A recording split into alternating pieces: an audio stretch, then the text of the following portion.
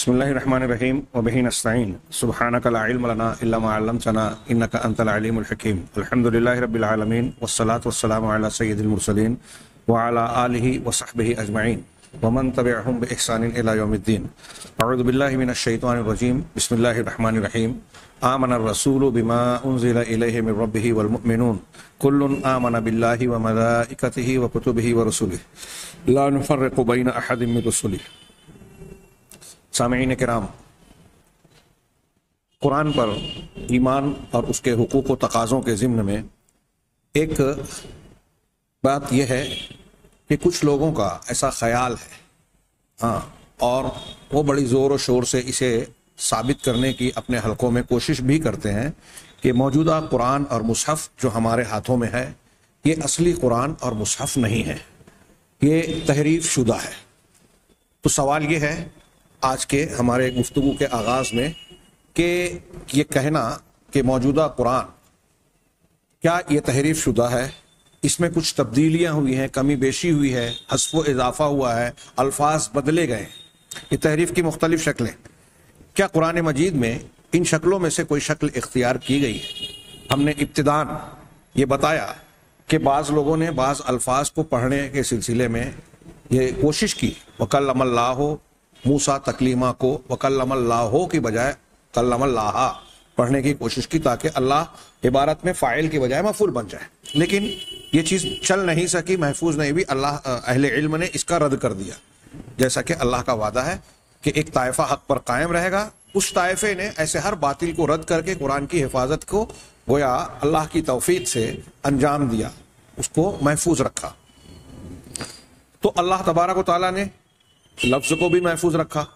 لیکن معنی کے اعتبار سے کچھ لوگوں نے تحریف کی، اور بہت سارے لوگ امت مسلمہ کے ایسے ہیں جو اگر کوئی شرک کر رہے ہیں، بدعات کا ارتکاب کر رہے ہیں اسلام اور دین کے نام پر، یہاں تک کہ قبر پرستی ہو، تعزیہ پرستی ہو، بزرگوں اور مرنے والوں سے وہ استمداد اور وسیلہ بازی جو قوم نوح کے عمل کو، قوم کفار مکہ کے عمل کو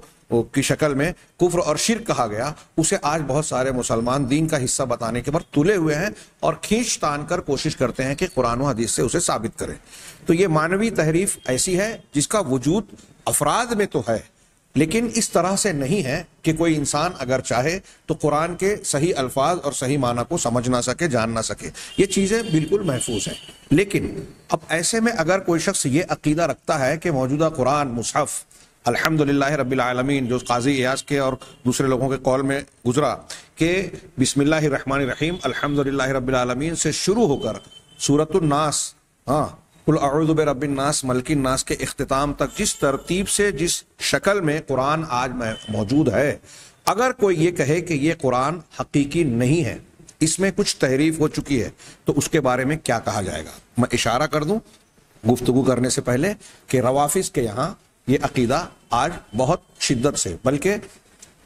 آپ اگر کتابوں کا مطالعہ کریں تو یہ ماننا پڑے گا کہ اگر کوئی شخص قرآن کو محرف نہ پانے تو وہ شیعہ، ان کے الفاظ میں جس کو ہم رافضی کہتے ہیں، وہ شیعہ ہو ہی نہیں سکتا۔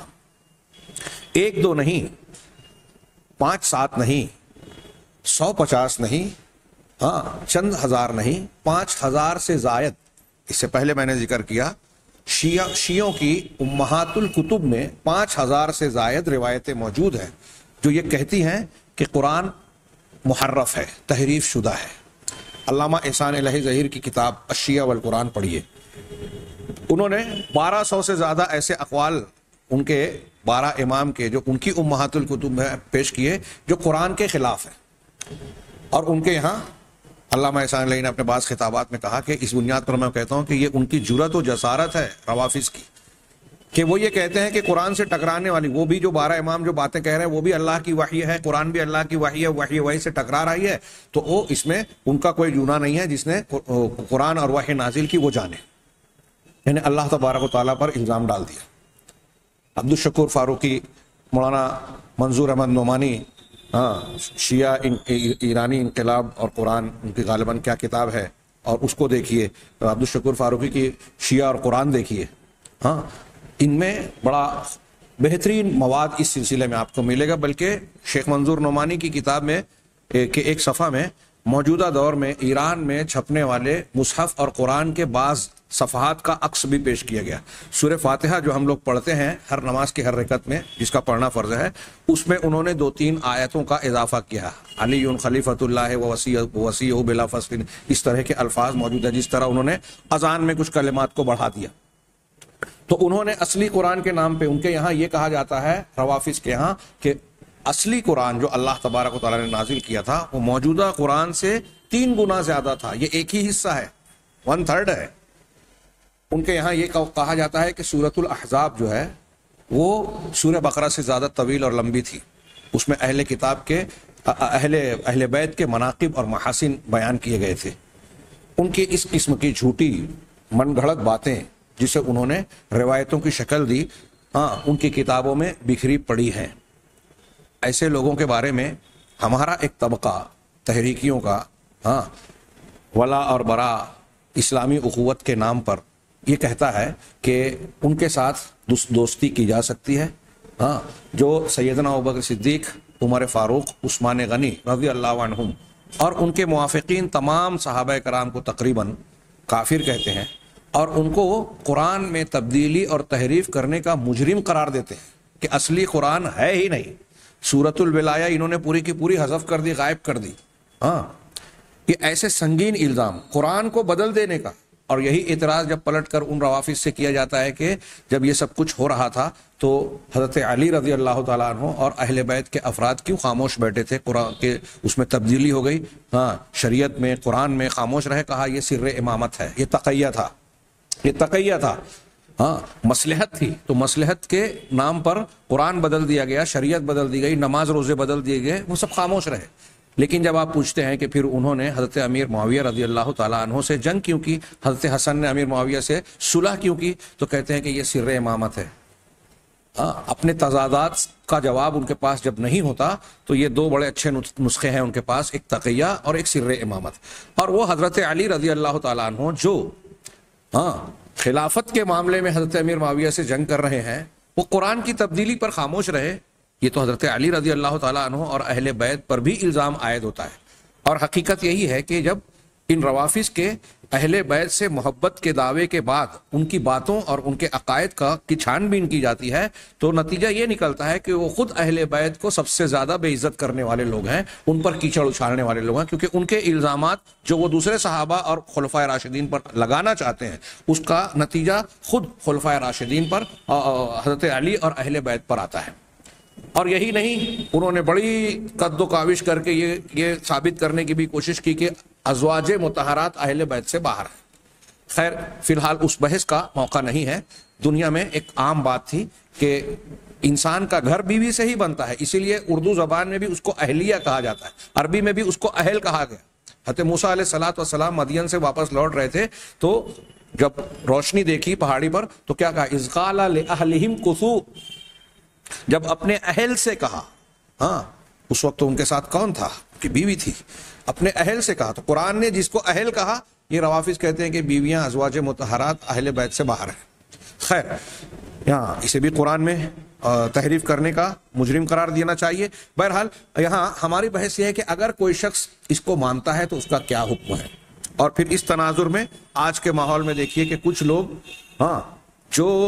سعودی عرب سے سلفیوں سے قد رکھتے ہیں، بغض و عناد رکھتے ہیں، سازشوں میں شریک ہوتے ہیں، ان کے خلاف شور ہنگامے مچاتے ہیں، ان کے خلاف لوگوں کو ورغلاتے ہیں، بغاوت پر اکساتے ہیں، سریت اور باطنیہ کی طرح خفیہ قسم کی کارروائیاں کرتے ہیں کہ ان کی حکومت کو اکھاڑ کر پھینک دیا جائے، اور دانستہ یا نادانستہ طور پر، کھلے یا چھپے طور پر یہ دشمنان دین کے آلائے کار بنتے ہیں، یہود و نصارہ کے آلائے کار بنتے ہیں. یہ ان لوگوں کا ساتھ دیتے ہیں جو روافظ کہلا رہے ہیں. ان کے اندر انہیں ایمان کی رمق نظر آتی ہے، چنگاری نظر آتی ہے. جو قرآن کو محرف مانے، جو صحابہ کرام کے کو گالیاں دے، جو دنیا کے سب سے بہترین مسلمان انبیاء کے بعد ان کو مسلمان نہ سمجھیں، تو کس بنیاد پر ہم ان سے جو ہے ولا کا معاملہ کریں، دوستی کی بات کہیں؟ جب انسان حق اور حقیقی ترجیحات جو انبیاء کرام علیہ الصلوۃ والسلام نے پیش کی ہے، اللہ اور رسول نے جو پیش کی ہے، جب اس کو بدلنے کی کوشش کرتا ہے، دین کو اپنے دماغ سے سمجھنے کی کوشش کرتا ہے، تو نتیجے ایسے ہی برآمد ہوتے ہیں. کہ حقائق کو الٹ پلٹ کر دیا جاتا ہے. جس بنیاد پر دوستی کرنی چاہیے تھی، جس بنیاد پر دشمنی کرنی چاہیے تھی، اس کو فراموش کر دیا. اپنے بنائے ہوئے اصولوں، اپنی حزبیت اور گروہ بندی کے ضابطوں کی بنیاد پر دوستی اور دشمنی چلنے لگی. نتیجہ کیا نکلا کہ آج آپ دیکھیں کہ بہت سارے ایسے لوگ ہیں جو حقیقی عقیدے، صحیح عقیدے والوں سے دشمنی رکھتے ہیں، صحیح عمل والوں سے، اور ان کی کوئی غلطی بشری تقاضے پہ یا کسی اور بنیاد پر اجتہادی طور پر غلطی ہو جائے تو اسے ایسا باور کراتے ہیں کہ گویا یہ ان کا معاملہ کفر اور اسلام کا ہو گیا. اس کے بالمقابل جن لوگوں کے عقائد اور مناہج ہی میں کھوٹ ہے، واضح طور سے قرآن حدیث اور توحید اور ایمان کی مخالفت پائی جاتی ہے، ان سے یہ دوستی گانٹتے ہیں اس بنیاد پر کہ ان کے موقف سے موافقت پائی جاتی ہے. سارے پیمانے بدل دیے جاتے ہیں. ہاں، اس بات کو سامنے رکھ کے یہ جو آگے کی بات ہے جو ہمارے ایمان کا حصہ ہونا چاہیے اور ایمان کے اندر شامل ہے، موضوع میں باقاعدہ یہ عنوان قائم کیا گیا. اگرچہ یہ بڑی مختصر سی بحث کی ہے انہوں نے، لیکن اس کی اہمیت کو نظر انداز نہیں کیا جا سکتا. یہ کہہ رہے ہیں کہ قرآن کے ساتھ، قرآن کے بارے میں تحریف کا قول یا اس میں نقص یا اس میں زیادتی کا قول یا اس پر کسی دوسرے کو فضیلت دینے کا قول، میں اس کو اپنے الفاظ اور جملے میں کہوں کہ اگر کوئی شخص قرآن میں تحریف کا قائل ہے، ایسا مانتا ہے کہ قرآن میں تحریف ہوئی ہے، یا یہ مانتا ہے کہ قرآن میں کچھ کمی ہو گئی یا قرآن میں کچھ اضافہ کر دیا گیا، بڑھا دیا گیا ہے، یا ایسا مانتا ہے کہ قرآن کے مقابلے میں کوئی دوسری کتاب زیادہ فضیلت رکھتی ہے، اس کے مقابلے میں زیادہ کتاب، فلاں کتاب اگر اہمیت کا فضیلت والی ہے، اگر کوئی ایسا مانتا ہے تو یہ قول باطل ہے. بلکہ اتنا ہی نہیں کہ باطل قول ہے، بلکہ یہ ملت اسلامیہ سے نکال دینے والا قول ہے. جو شخص ایسا مانے گا، ایسا عقیدہ رکھے گا، وہ اسلام کے دائرے سے باہر ہو جائے گا. اللہ تبارک و تعالیٰ نے قرآن کی حفاظت کا ذمہ خود لے رکھا ہے. اب ایک شخص اگر قرآن پر ایمان رکھتا ہے تو اسے یہ یقین رکھنا چاہیے کہ جب اللہ تبارک و تعالیٰ نے اس کی حفاظت کی ذمہ داری خود لی ہے، اس کا خود کفیل ہے، وکیل ہے، تو یہ ممکن ہی نہیں ہے کہ یہ محرف ہو جائے، اس میں تحریف داخل ہو جائے. چنانچہ اللہ تعالیٰ کا ارشاد ہے، جیسا کہ بہت مشہور ہے، اِنَّا نَحْنُ نَزَّلْنَا الذِّكْرَ، ہم نے ہی اس قرآن کو نازل کیا، اس ذکر کو نازل کیا، وَإِنَّا لَهُ لَحَافِظُونَ، اور ہم ہی یقیناً اس کی حفاظت کرنے والے ہیں، اس کے محافظ ہیں. دیکھیے تاکید کے ساتھ جملہ ادا کیا، اِنَّا بے شک، یقیناً، اور اگلا جملہ بھی وَإِنَّا، اور یقیناً ہم، لہو اس کے، لحافظون، حافظون پر بھی لام تاکید داخل کیا گیا، یعنی بات میں تاکید اور پختگی پیدا کرنے والے یہاں ادوات استعمال کیے گئے ہیں تاکہ انسان کو یہ پختگی کے ساتھ یہ بات یقین ہو کہ اللہ تعالیٰ پختگی کے ساتھ، اگر اللہ تعالیٰ سادگی سے بھی، سادے انداز میں بھی کہتا تو اللہ تعالیٰ اپنی بات کی مخالفت نہیں کرتا، وعدہ خلافی نہیں کرتا. یہاں تو مضبوط انداز میں کہا گیا کہ یقیناً ہم ہی البتہ اس کے محافظ ہیں. لفظی ترجمہ اگر کریں تو یقیناً اور البتہ، یہ میں نے تاکید کی ترجمے کے لیے کہا کہ ہم ہی اس کے محافظ ہیں، نگراں ہیں. چنانچہ اللہ تبارک و تعالیٰ نے اس آیت میں یہ ضمانت لی ہے کہ جو کچھ اللہ تبارک و تعالیٰ نے اپنے بندے اور رسول جناب محمد رسول اللہ صلی اللہ علیہ وسلم پر نازل کیا، اللہ اس کی پوری پوری حفاظت کرے گا. اور اللہ تعالیٰ نے اپنے اس وعدے کو ثابت بھی کیا، قائم رکھا، محفوظ پورا بھی کیا، اس وعدے کو پورا بھی کیا، اس طرح سے کہ اللہ تعالیٰ نے اپنے رسول صلی اللہ علیہ وسلم کے اصحاب کو توفیق دی قرآن کی حفاظت کے سارے انتظامات کرنے کی. سینوں میں بھی محفوظ کیا، تحریر میں بھی اسے لکھ دیا، اور پھر اس کو سیکھنے سکھانے ہی نہیں بلکہ اس پر عمل کرنے کے کا بھی ایک ماحول بنایا. صحابہ کرام اور عہد اول کے لوگ قرآن کو صرف الفاظ سے نہیں سیکھتے تھے، صرف حفظ نہیں کرتے تھے، بلکہ یہ بات روایتوں سے اور متعدد روایات سے صحابہ سے ثابت ہے کہ وہ قرآن کو یاد کرنے کے ساتھ ساتھ اس پر عمل بھی کرتے تھے، اس کے معنی اور مفہوم کو سیکھتے اور اس پر عمل بھی کرتے تھے، اور اس کے بعد سبق آگے بڑھاتے تھے. حضرت عبداللہ ابن عمر رضی اللہ تعالیٰ عنہ اور حضرت ابن عباس وغیرہ سے اس قسم کی روایتیں ثابت ہے. چنانچہ اللہ تبارک و تعالیٰ نے نبی کریم صلی اللہ علیہ وسلم کے صحابہ کو توفیق دی کہ وہ قرآن کو اکٹھا کریں ہاں اس کو لکھ لے میں اور سینوں میں بھی اس کو محفوظ کر دیں. خود اللہ کے نبی صلی اللہ علیہ وسلم نے اپنے زمانے میں صحابہ کرام کی ایک جماعت کو کاتبین وحی کے طور پر مقرر کر رکھی تھی, اور جب بھی قرآن نازل ہوتا تو آپ انہیں حکم دیتے کہ اسے لکھ لو, اس آیت کو فلاں مقام پر, اس آیت کو فلاں جگہ پر, پورا مقام بھی بتاتے. اور اتنا ہی نہیں کہ اللہ کے رسول صلی اللہ علیہ وسلم نے جو کاتبین وحی کو لکھا تو صرف وہی اس قرآن کو جان رہے ہیں, بلکہ ظاہر سی بات ہے کہ 5 وقتہ نمازوں میں اور پھر کچھ مخصوص نمازوں میں, جیسے گہن کی نماز ہو گئی, رمضان المبارک میں 3 دن آپ نے جو جماعت سے قیام اللیل پڑھایا, اور ایسے مختلف مقامات پر اللہ کے نبی صلی اللہ علیہ وسلم قرآن کی تلاوت کیا کرتے تھے, قرأت کیا کرتے تھے, جسے صحابہ کرام سنتے تھے, یاد کرتے تھے, جمعہ کے خطبوں میں بھی, تقاریر اور خطابات میں بھی. وَتَلَقَّاهُ تَابِعُونَ. اسی طرح کے جب صحابہ کرام نے اللہ کے رسول صلی اللہ علیہ وسلم سے اس تواتر اور کثرت کے ساتھ سیکھا, جانا, حفظ کیا, محفوظ کیا, لکھ لیا, اس کے بعد صحابہ کرام سے تابعین نے, ان کے جو شاگردان تھے اہل علم اور اہل ایمان, انہوں نے اللہ قرآن کو اسی طریقے سے صحابہ کرام سے اخذ کیا, سیکھا, اور اس کے اللہ سبحانہ و تعالی کی نگرانی اور حفاظت کے ساتھ انہوں نے اس کی حفاظت کا فریضہ انجام دیا. یعنی اللہ نے انہیں توفیق دی, سیکھیں, سکھائیں, اس کے متعلقہ علوم کو جو ہے ترتیب دے میں. میں نے اس سے پہلے بتایا تھا 10-20 علوم ہیں جو قرآن سے تعلق رکھتے ہیں. تجوید کا فن, ناسخ و منسوخ کا علم, اس کی کتابت اور لکھنے اور تحریر کا, اس کے شان نزول سے متعلق. آپ دیکھیں گے کہ ہر فن سے متعلق آپ کو امامان دین ملیں گے, اور الگ الگ تفاسیر, الگ الگ کتب اس پر ملے گی, ایک ایک موضوع پر متعدد کتابیں, تحقیقات. اس طریقے سے صحابہ, پھر تابعین, پھر ان کے شاگردوں نے, ہر زمانے کے اہل ایمان اور اہل علم نے قرآن مجید کی تواتر اور کثرت کے ساتھ بھرپور خدمت کی. اس قرآن کو ہر طرح سے محفوظ رکھا اور اسے ضائع ہونے کے جتنے بھی امکانات تھے ان کی راستے مسدود کر دیے. یہ سب کچھ اللہ تبارک و تعالیٰ کے وعدے کی تکمیل کا حصہ ہے کہ اللہ نے ایسی توفیق دی اور ایسے لوگوں کو پیدا کیا جو قرآن اور علوم قرآن میں مہارت حاصل کر کے اس کی خدمت انجام دیں, اسے نسلاً بعد نسلاً لوگوں تک محفوظ شکل میں پہنچاتے رہیں, اور اس کی مخالفت کرنے والے یا اس میں کسی بھی قسم کی تحریف کرنے والوں کی تحریف کو اور اس میں جو ہے کمی بیشی کرنے والے, اس کے معنی اور مطالب میں فساد پیدا کرنے والوں کی تردید کر کے حق کو روشن, صاف ستھرا اور بے داغ رکھے. یہ اللہ تبارک و تعالیٰ کے وعدے کی تکمیل تاریخ کے پورے تمام ادوار میں ہمیں عملی طور پر, تاریخی طور پر نظر آتی ہے. چنانچہ اللہ تبارک و تعالیٰ نے جو ہے اس طریقے سے قرآن کو نسلاً بعد نسل محفوظ رکھا. تو اب جو شخص, نتیجے کے طور پر یہ کہہ رہے ہیں کہ جو شخص یہ گمان رکھتا ہے, فمن زعم انہ قد اسقط شیء من القرآن او غیر عما جاء عن الرسول صلی اللہ علیہ وسلم, جو شخص یہ سمجھتا ہے کہ قرآن میں سے کوئی چیز ساقط کر دی گئی ہے, گرا دی گئی ہے, بدل دی گئی ہے, یا نبی رسول اللہ صلی اللہ علیہ وسلم سے جو کچھ یہ مروی ہے قرآن, اس میں تغیر اور تبدیلی واقع ہو گئی ہے, اگر کوئی شخص ایسا خیال کرتا ہے, دعویٰ کرتا ہے, گمان رکھتا ہے, فَإِنَّهُ كَافِرٌ, تو یہ کافر ہے.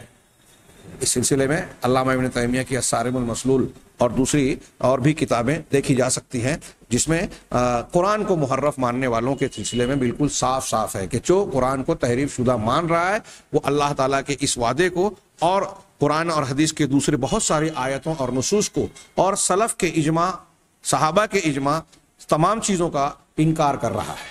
لہذا وہ اسلام میں نہیں رہ جائے گا, وہ کافر ہو جائے گا. غور فرمائیں. شیعوں کا یہ عقیدہ آج کے نیٹ کے زمانے میں معلوم کرنا, کل تک ایسی بہت ساری چیزیں تھیں دین کی یا بعض عقائد کی جسے لوگ چھپا کر رکھتے تھے, جو منظر عام پر بڑی مشکل سے آتی تھی. اگر کوئی شخص تحقیق کر کے, کھود کھاد کے کسی حقیقت کو پیش کرتا تھا تو بہت سارے لوگوں کو اس پر اعتبار نہیں ہوتا تھا. لیکن آج کے زمانے میں ایسی بہت ساری خفیہ چیزیں بے نقاب ہو چکی ہیں, سازشیں منظر عام پر آ چکی ہیں. تو روافظ کا معاملہ جو یہود کی طرح سریت اور باطنیت کا حامل ہوتا تھا, ایسا بہت سارا معاملہ, ان کی کتابیں, ان کے چھپے ہوئے عقائد جو انہوں نے کبھی قبول ظاہر نہیں کیے, وہ آج منظر عام پر موجود ہیں. ان کی کتابیں حاصل کی جا سکتی ہیں, پڑھی جا سکتی ہیں, جس میں ان کے انتہائی گھناؤنے عقائد اگر آپ روافظ کے مختلف طبقات اور باطنیوں کے عقائد کو پڑھیں گے تو میرا یہ دعویٰ ہے کہ ایک عام مسلمان بلکہ بہت سارے پڑھے لکھے مسلمان یہ یقین ہی نہیں کریں گے کہ کسی مسلمان کہلانے والے انسان کا ایسا عقیدہ اور خیال ہو سکتا ہے۔ یہ داؤدی بہرا اور یہ جو آغا خانی ہے یہ تو باطنیہ میں سے ہیں، ان کے عقائد کو آپ جانیں گے پڑھیں گے تو ان کا قرآن اور حدیث سے اسلام کے عقائد اور اعمال سے دور دور تک تعلق نظر نہیں آئے گا، بلکہ یہ حقیقت میں اسلام اور مسلمانوں کے دشمن ہیں، اور دشمنی کی بنیاد پر سازش کے طور پر ان کا وجود ہوا۔ سبائی ٹولے نے یہ رفض و تشیع کی بنیاد رکھی، جو اسلام کے پیرالل ایک دین بنانے کی کوشش کی گئی بعد میں اور بنایا گیا۔ آپ کوئی چیز ایسی شریعت کی نہیں پائیں گے کہ قرآن کے دین کے مقابلے میں انہوں نے کوئی چیز بنا نہ لی ہو۔ یہی معاملہ قرآن کو ہی انہوں نے جب مجروح کر دیا تو حدیثیں کہاں سے محفوظ رہے گی؟ حدیثوں کے ماننے کا ان کے یہاں سوال ہی پیدا نہیں ہوتا۔ اور پھر چونکہ قرآن اور حدیث کے جو پہلے اور سب سے اہم راوی تھے صحابہ کرام، ان کو ہی انہوں نے مجروح قرار دے دیا نعوذ باللہ، جن کو اللہ تعالیٰ نے کہا کہ اللہ ان سے راضی ہوا، جن کے بارے میں کہا، جن کے ایمان کو معیار قرار دیا، جن کو اللہ تعالیٰ نے پسند کیا، انہی کو یہ مجروح قرار دیتے ہیں۔ اور ان کی مطابعت میں ان سے اپنے دین و ایمان کو بیچنے والے ہمارے درمیان مختلف ادوار میں کچھ لوگ ایسے پائے جاتے رہے ہیں جو بظاہر اپنے آپ کو سنی کہتے ہیں، اور سنیت کے لبادے میں کچھ لوگوں کو اپنے ارد گرد گھیرے بھی رکھتے ہیں اپنی شرافت اور بزرگی کا چولا اوڑھ کر، لیکن حقیقت میں وہ اندر سے رافضیت اور اس سے بھی بڑھ کر یہودیت کے ایجنٹ ہوتے ہیں، جیسے آج بھی ہمارے ارد گرد میں کہیں نیٹ پر، کہیں بعض چینلز پر نظر آ رہے ہیں، کہیں سلمان ندوی کا نام ہو، مرزا علی انجینئر کا نام ہو پاکستان سے، ایسی کئی شخصیات ہیں۔ میں بہت واضح انداز میں کہہ رہا ہوں، چاہے ان کے موافقین ہمیں برا بھلا کہیں، گالیاں دے، لیکن ہم یہ امانت داری اور علمی دیانت کا تقاضا مانتے ہیں کہ سچائی کو پیش کرے۔ صحابہ کرام کو اگر کوئی مجروح کر رہا ہے تو میں نہیں سمجھتا کہ کوئی مسلمان اس کی کوئی عزت کرنے کو جائز مانے گا۔ جو صحابہ کی شخصیت کو مجروح کرنے کی کوشش کر رہا ہے، جس کو اللہ اور رسول نے رضامندی کا سرٹیفکیٹ دیا، پسند کیا، جن کے دین ایمان کو ہدایت قرار دیا، ان کو آپ برا بھلا کہیں اور آپ کو کوئی کچھ نہ کہے۔ حقیقت میں آپ خود ایسی شخصیات ہیں کہ ان کو اگر بے نقاب کیا جائے تو یہ معلوم ہوگا کہ یہ دین کی بنیادوں کو ڈھا دینے کے پروگرام کا حصہ بن رہے ہیں۔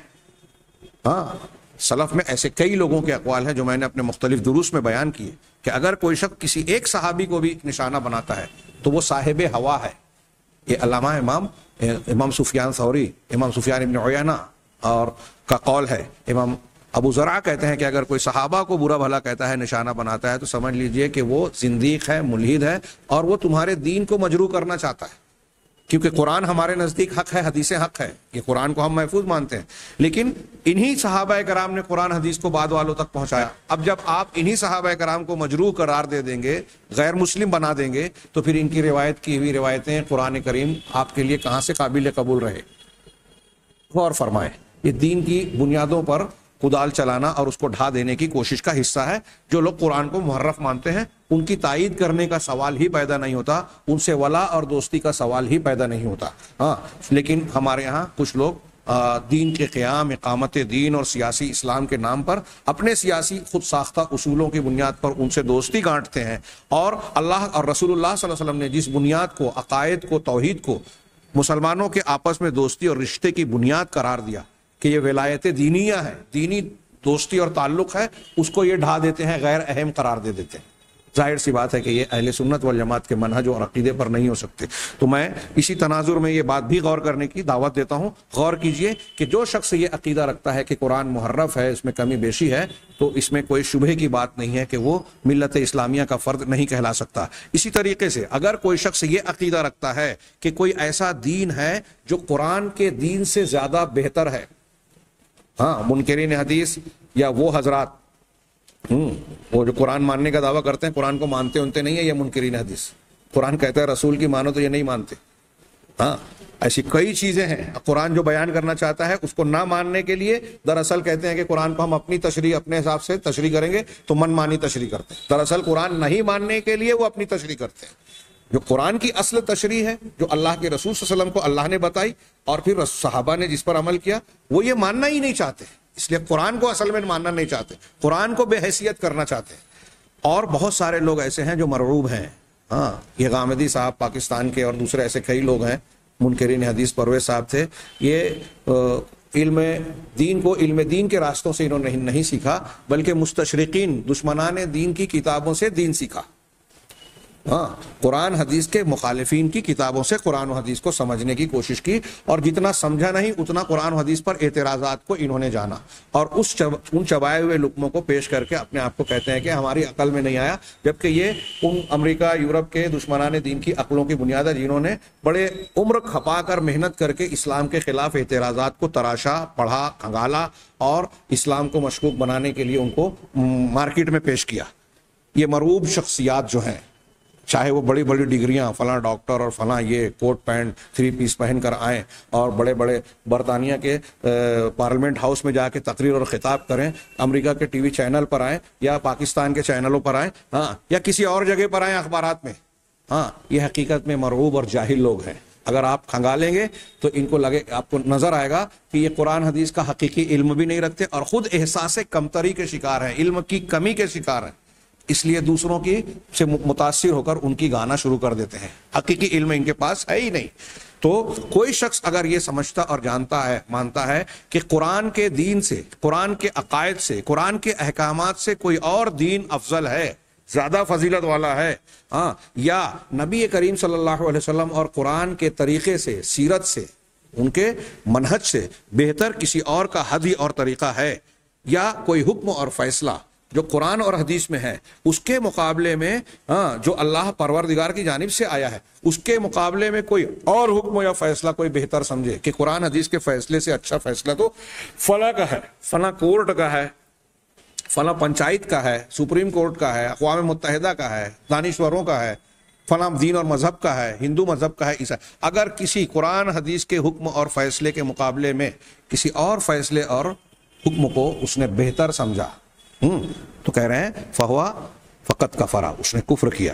اس لیے کہ اللہ کی کتاب میں جو بات آئی ہے، قرآن میں جو بات آئی ہے، یہ انسان ایسا عقیدہ رکھنے والا اور سمجھنے والا انسان اس کا انکار کر رہا ہے۔ اور قرآن میں کیا آیا ہے؟ قرآن میں یہ آیا ہے کہ ان ھذا القرآن یہدی للتی ہی اقوم، یہ قرآن وہ کتاب ہے جو اس راستے کی طرف رہنمائی کرتی ہے جو سب سے بہتر، سب سے درست اور سب سے اچھا ہے۔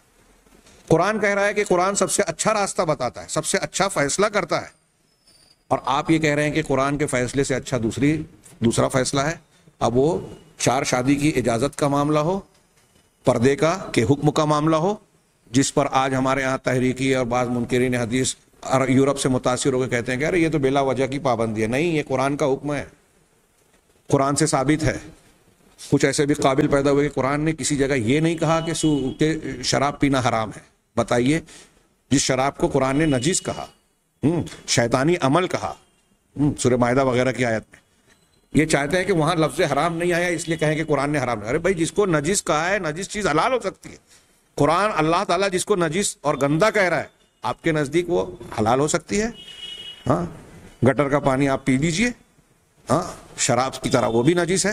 تو آپ کہیں گے کہ حرام تو اس کو بھی نہیں کہا گیا، ہاں، گندا کہا گیا صرف۔ تو قرآن کہتا ہے کہ یہ قرآن اس راستے کی طرف رہنمائی کرتا ہے جو سب سے بہتر ہے۔ اب عقائد میں قرآن کا عقیدہ سب سے بہتر، عبادات میں قرآن کا عقیدہ کی عبادت دنیا کے تمام مذاہب کی عبادتوں سے بہتر، حلال حرام میں قرآن کا قانون سب سے بہتر، ماں باپ کے حق ہوں، بچوں کے حق ہوں، وراثت کے حقوق ہوں، میاں بیوی کے معاملات ہوں، کوئی بھی معاملہ ہو، یہاں تک کہ اگر قرآن نے پیشاب پاخانے کے متعلق، آپس کے اخلاق و کردار سے متعلق کوئی رہنمائی کی ہے، تو قرآن کی یہ رہنمائی دوسرے مذاہب کی رہنمائی کے مقابلے میں زیادہ بہتر ہے، اور جو بھی تحقیق کرتا ہے بالآخر اسی نتیجے پر پہنچتا ہے کہ اگر آپ کسی تعلیم کو لیں جو قرآن نے بیان کی اور دوسری تعلیمات کو، دوسرے مذاہب کی تعلیمات کو آپ جب کمپیریزن کریں گے، موازنہ کریں گے اور تحقیق کرنے کے بعد نتیجہ نکالیں گے، تو نتیجہ یہی نکلے گا کہ قرآن نے جو تعلیم دی ہے وہ انسانوں کے لیے سب سے بہتر، سب سے مفید ہے اور نقصانات سے بچانے والی ہے۔ اللہ تعالیٰ نے آگے فرمایا کہ یہ قرآن وہ کتاب ہے جو سب سے بہتر اس راستے کی رہنمائی کرتے جو سب سے درست ہے۔ وَيُبَشِّرُ الْمُؤْمِنِينَ، مومنوں کو بشارت دیتا ہے، الَّذِينَ يَعْمَلُونَ الصَّالِحَاتِ، جو نیک کاموں کو کرتے ہیں، صالح اعمال اور نیکیاں انجام دیتے ہیں، أَنَّ لَهُمْ أَجْرًا حَسَنًا، أَنَّ لَهُمْ أَجْرًا كَبِيرًا، کہ ان کے لیے بہت بڑا اجر ہے۔ اور اسی طرح اللہ تعالیٰ کہتا ہے وَمَنْ أَحْسَنُ مِنَ اللَّهِ حُكْمًا لِقَوْمٍ يُوقِنُونَ، اور یقین رکھنے والے لوگوں کے لیے جو لوگ یقین رکھتے ہیں ان کے لیے حکم اور فیصلے کے اعتبار سے اللہ سے زیادہ بہتر کون ہو سکتا ہے؟ ظاہر سی بات ہے کوئی نہیں ہو سکتا۔ اب آپ قرآن اور حدیث کے مقابلے میں اگر کسی اور چیز کو زیادہ بہتر مان رہے ہیں تو اس کا مطلب یہ کہ آپ اللہ تعالیٰ کے اس کلام کا انکار کر رہے ہیں، ان باتوں کو رد کر رہے ہیں، اور ایسی اور بھی بہت ساری دلیلیں ہیں۔ تو یہ حاصل کلام یہ کہ قرآن کو محرف ماننے والا، اس میں کسی قسم کی کمی بیشی کو ماننے والا، اس میں تبدیلی کو ماننے والا اسلام سے خارج ہو جائے گا۔ اسی طریقے سے اگر کوئی شخص قرآن کی شریعت، قرآن کی تعلیمات، قرآن کے احکامات اور فیصلوں کے مقابلے میں دوسرے فیصلے اور احکامات یا شریعت اور حکم کو بہتر سمجھتا ہے، وہ چاہے حضرت موسیٰ اور حضرت عیسیٰ ہی کی کیوں نہ ہو، تو وہ منسوخ شدہ، تو وہ بھی جو ہے قرآن کا انکار کرنے والوں میں شامل ہو جائے گا۔ یہاں ایک موضوع تو یہ تھا کہ جو مذہب المخالفین ہیں، آسمانی کتابوں سے متعلق جو کچھ ہم نے بیان کیا، اس کے سلسلے میں کچھ مخالفین کے مذہب ہیں، لیکن ہمارے پچھلے دروس میں ان کا تذکرہ آ چکا کہ جہمیہ، معتزلہ، حلولیہ، بعض فلاسفہ، ابن سینا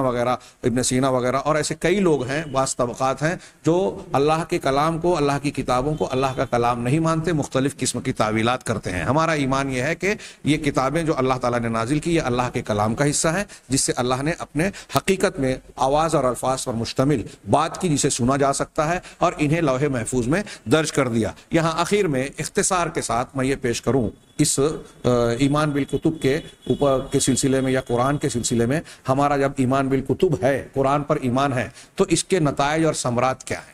کیا حکمتیں ہیں، کیا فلسفہ ہے، یا اس سے ہمیں معلوم کیا ہوتا ہے اس ایمان کا نتیجہ؟ تو اس کے بہت سارے ہیں، 2-3 بنیادی فوائد صرف میں ذکر کر دوں۔ سب سے پہلی چیز تو یہ کہ یہ بندوں پر اللہ تبارک و تعالیٰ کی رحمت، اس کا لطف و کرم معلوم ہوتا ہے کہ اللہ تبارک و تعالیٰ نے جس طرح انسان کے شریر کی ضروریات کا انتظام کیا، اسی طرح انتہائی توجہ اور اہتمام کے ساتھ اللہ تعالیٰ نے کتابوں کی شکل میں ہدایت نازل کی، انسان کو روحانی طور پر زندگی عطا کرنے والی یہ کتابیں دی، اور سچائی اور سعادت کے راستے کی رہنمائی فرمائی۔ یہ اللہ تبارک و تعالیٰ کا بندوں پر سب سے بڑا احسان ہے، سب سے بڑی نعمت ہے، اور اللہ تبارک و تعالیٰ اپنے بندوں کے تعلق سے کامل ربوبیت رکھتا ہے، ان کی پالن پوشن کا جیسے انتظام کرتا ہے، تو ان کی روحانی تربیت کا بھی اللہ تبارک و تعالیٰ نے انتظام کیا۔ جسمانی ضروریات کے لیے جو چیزیں فراہم کی، اسی طرح علمی ترقی کے لیے، علمی کمال پیدا کرنے کے لیے اللہ تبارک و تعالیٰ نے آسمانوں سے کتابوں کو نازل فرمایا۔ اس سے اللہ تعالیٰ کی کمال ربوبیت اور کمال قیومیت پتہ چلتی ہے۔ اسی طریقے سے یہاں جو انہوں نے ذکر کیا کہ اللہ کی کتابوں پر ایمان لانے سے اللہ تبارک و تعالیٰ کے کلام کا اس بات ہوتا ہے، صفت کلام کا، وحی کے ذریعے سے اللہ تبارک و تعالیٰ کلام کرتا ہے، اور اللہ تعالیٰ حقیقت میں جب چاہتا ہے، جیسے چاہتا ہے، اور جس بات کی چاہتا ہے، کلام فرماتا ہے۔ جب چاہتا ہے، جیسے چاہتا ہے، اور جو بات چاہتا ہے اللہ بولتا ہے۔ اور یہ کہ اس کی مخلوق میں سے جس کو اللہ تبارک و تعالیٰ چاہے اس کو اپنا کلام سناتا ہے، جیسا کہ حضرت جبریل علیہ الصلوۃ والسلام نے بلا واسطہ سنا، حضرت موسیٰ علیہ الصلوۃ والسلام نے طور پر جا کے اللہ تعالیٰ سے کلام کا شرف حاصل کیا، اللہ تعالیٰ نے اس شرف نوازا، اور اسراء و معراج کے سفر کے درمیان معراج میں اللہ کے نبی صلی اللہ علیہ وسلم کو بھی اپنے کلام سے مشرف فرمایا۔ دوسری بات کہ اس بات پر ایمان کہ قرآن پر ایمان رکھنا یہ کہ وہ اللہ تعالیٰ کی جانب سے نازل شدہ ہے، اللہ کے پاس سے اترا ہے، اس میں اس بات کا بھی ثبوت ملتا ہے کہ اللہ تبارک و تعالیٰ مخلوقات کے اوپر ہے، جیسا کہ قرآن کریم کی اور سنت متواترہ صحیحہ کی بہت ساری دلیلیں اس پر دلالت کرتی ہیں۔ اسی طرح انسان کی صحیح فطرت، صریح معقول، اگر فطرت اور عقل آلودہ نہیں ہوئی ہے، اس میں ملاوٹ نہیں ہوئی ہے، تو انسان کی فطرت اور عقل بھی اس کو تسلیم کرتی ہے کہ اللہ تبارک و تعالیٰ اوپر ہے۔ اور یہ صرف قرآن، حدیث، انسانی فطرت اور عقل ہی نہیں کہتی، بلکہ جتنی بھی ملتیں ہیں، یہود، نصارہ بھی اس میں مسلمانوں کے ساتھ متفق ہیں کہ اللہ تبارک و تعالیٰ اوپر ہے۔ اسی طریقے سے اس ایمان میں، قرآن پر اور آسمانی کتابوں پر ایمان لانے میں کفار، ملحدین اور قرآن و حدیث میں شکوک و شبہات پیدا کرنے والوں کا رد ہے، جو یہ گمان رکھتے ہیں کہ قرآن نبی صلی اللہ علیہ وسلم کا کلام ہے، یا جبریل علیہ الصلوۃ والسلام کا کلام ہے، یا بعض مشرکین اور لوگوں نے کہا کہ اسے فلاں عجمی شخص نے سکھا دیا تھا، قصے کہانیوں پر مشتمل ہے۔ یہ ان لوگوں کا رد ہے اللہ کے کلام کو ماننے میں، ایمان رکھنے میں۔ چنانچہ اس کے نزول میں اس بات کی وضاحت ہے کہ یہ اللہ تبارک و تعالیٰ کا کلام ہے، جسے اللہ تعالیٰ نے ہمارے نبی جناب محمد رسول اللہ صلی اللہ علیہ وسلم تک پہنچایا، اور نبی کریم صلی اللہ علیہ وسلم نے اللہ کی جانب سے روایت کرتے ہوئے جیسے جبریل علیہ الصلوۃ والسلام سے سنا تھا، لفظی اور معنوی دونوں طور پر، نہ کہ الفاظ کی حکایت کرتے ہوئے۔ کچھ لوگ کہتے ہیں کہ بھائی میں نے آپ کو ایک بات بتا دی، اب آپ اپنے الفاظ میں نقل کرتے ہیں۔ ایسا نہیں ہے کہ اللہ تعالیٰ نے حضرت جبریل یا محمد صلی اللہ علیہ وسلم کے دل میں کوئی بات ڈالی اور انہوں نے اپنے الفاظ میں ڈال کر اسے بیان کیا، نہیں، بلکہ حقیقی طور پر قرآن کے الفاظ اور معنی جو اللہ کی طرف سے آئے اسے اللہ تبارک و تعالیٰ کی طرف سے روایت کرتے ہوئے لوگوں تک پہنچا دیا، اس میں کسی قسم کی زیادتی اور کوئی کمی نہیں کی اور نہ ہی اس میں سے کچھ چھپایا۔ چنانچہ یہ نبی کریم صلی اللہ علیہ وسلم کا اپنا کلام نہیں ہے، نہ ہی جبریل امین علیہ الصلوۃ والسلام کا کلام ہے۔ آخری بات کہ اس کے ثمرات میں سے ایک ثمرے اور نتیجے یا فائدے کے طور پر ہم یہ جان سکتے ہیں کہ قرآن کریم پر ایمان لانے میں اور اس بات پر یقین رکھنے میں کہ یہ اللہ تبارک و تعالیٰ کی جانب سے ہے، اس میں اللہ تبارک و تعالیٰ کی طرف تقرب حاصل کرنے اور اس کی عبادت کا اور قرآن کی تلاوت کرنے، اس پر عمل کرنے، اس کی تابعداری، اس کے احکامات کو بجا لانے کا جذبہ پیدا ہوتا ہے، تیز ہوتا ہے کہ یہ جو کلام ہے جس پر ہم ایمان لا رہے ہیں، یہ دنیا کے کسی دانشور کا، فلاں مفکر کا اور فلاں کا نہیں، بلکہ اس ذات کا کلام ہے جس نے ہمیں پیدا کیا، جو ہمارا پالن ہار ہے، ساری نعمتیں اسی کی دی ہوئی ہے۔ جب بندہ حقیقت میں یہ جانے گا کہ ہمارا خالق و مالک جس کے احسانات اور انعامات کا ہم شکر ادا نہیں کر سکتے، اس کا کلام ہے، اس کے احکامات ہیں، تو حقیقی طور پر جب یہ ایمان ہوگا تو انسان کے اندر گویا ان چیزوں کو جاننے، سیکھنے، اس پر عمل کرنے کا جذبہ بڑھے گا۔ اور ایک فائدہ آخری طور پر میں یہ بھی سرسری طور پر بیان کر دوں کہ جب آدمی قرآن پر ایمان لائے گا تو اللہ تبارک و تعالیٰ نے ہدایت کی شکل میں جو کچھ قرآن میں نازل کیا ہے ان تمام چیزوں کو ماننے کے فائدے کی شکل میں، مطلب اللہ پر ایمان، رسولوں پر ایمان، کتابوں پر ایمان، فرشتوں پر ایمان اور دیگر جو ساری چیزیں ایمانیات کی شکل میں، احکامات کی شکل میں ہیں، ان تمام چیزوں کو انسان قبول کرے گا کہ یہ اللہ کا کلام ہے۔ ہاں، اللہ تبارک و تعالیٰ سے دعا ہے کہ وہ ہمیں صحیح ایمان اختیار کرنے کی توفیق عطا فرمائے۔ وآخر دعوانا ان الحمد للہ رب العالمین۔